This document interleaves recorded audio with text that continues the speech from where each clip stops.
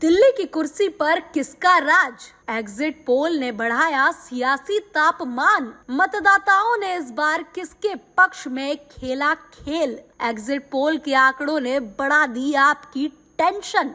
दिल्ली चुनाव में मतदान के बाद अब एक ही सवाल चर्चा में है कि आखिर मतदाताओं ने इस बार किसके पक्ष में खेल खेला है।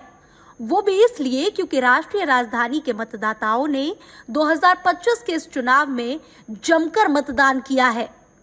बता दें कि दिल्ली विधानसभा की 70 सीटों पर बुधवार शाम को वोटिंग खत्म होने के बाद 11 एग्जिट पोल आए।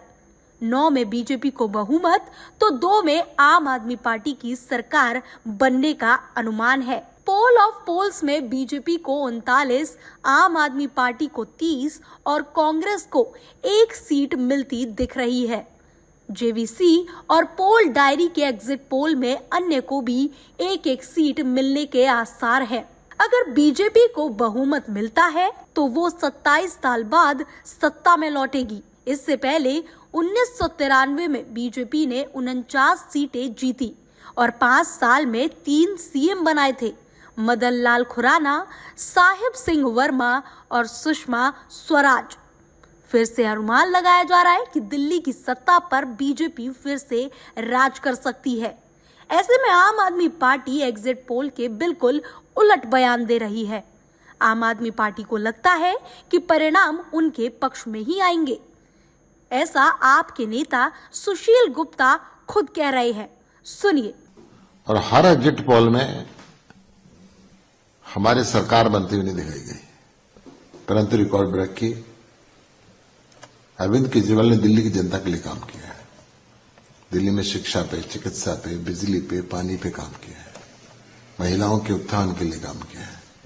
बुजुर्गों की सेवा के लिए काम किया है। और ये चुनाव रिजल्ट देगा, आम आदमी पार्टी के पक्ष में देगा और सरकार बनेगी। सर, अगर देखा जाए एग्जिट पोल्स की बात करी जाए तो क्या आपको लगता है कहीं ना कहीं जो शिक्षा का मॉडल था, जो हेल्थ का मॉडल था, वो फीका पड़ता दिखाई दिया दिल्ली में? नहीं, एग्जिट पोल पे आसानी से इतना विश्वास नहीं किया जा सकता, क्योंकि मैंने बताया कि तीनों एग्जिट पोल के अंदर हमें जो बहुमत मिला, जो सीटें मिली 2013 में, फिर 15 में, फिर 20 में, वो एग्जिट पोल में कहीं नहीं थी। और अभी आपने हरियाणा के एग्जिट पोल के नतीजे भी देखे हैं, तो इंतजार करो, 8 तारीख को नतीजे सुखद होंगे।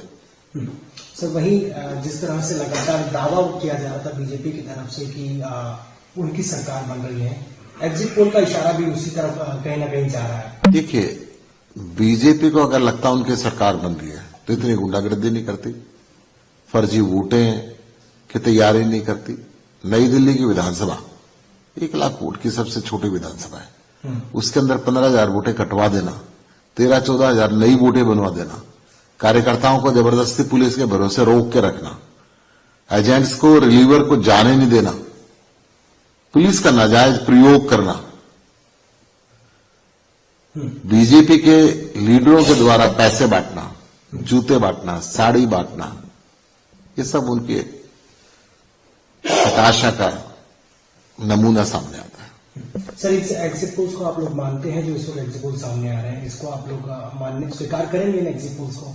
देखिए, हम तो जनादेश स्वीकार करते हैं और जनादेश हमेशा दिल्ली के अंदर अरविंद केजरीवाल जी के पक्ष में। यही नहीं, आपके बड़े बड़े नेता एग्जिट पोल को गलत ठहरा रहे हैं।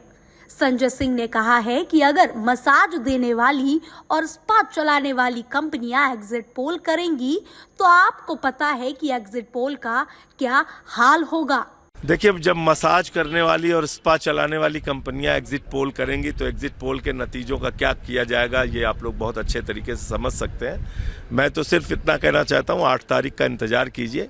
प्रचंड बहुमत के साथ आम आदमी पार्टी की सरकार बनेगी दिल्ली में, और जो हमारे मुद्दे थे उसको जनता ने स्वीकारा है।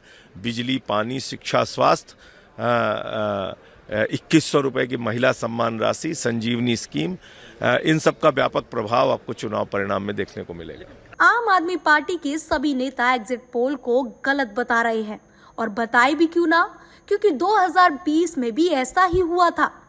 2020 के एग्जिट पोलों ने बीजेपी को जिताया था, लेकिन परिणाम आम आदमी पार्टी के पक्ष में आए थे। ऐसे में एग्जिट पोल के आंकड़े कितने सटीक बैठते हैं वो 8 फरवरी को नतीजे आने पर साफ हो जाएगा। Bureau report, TV7 Bharat.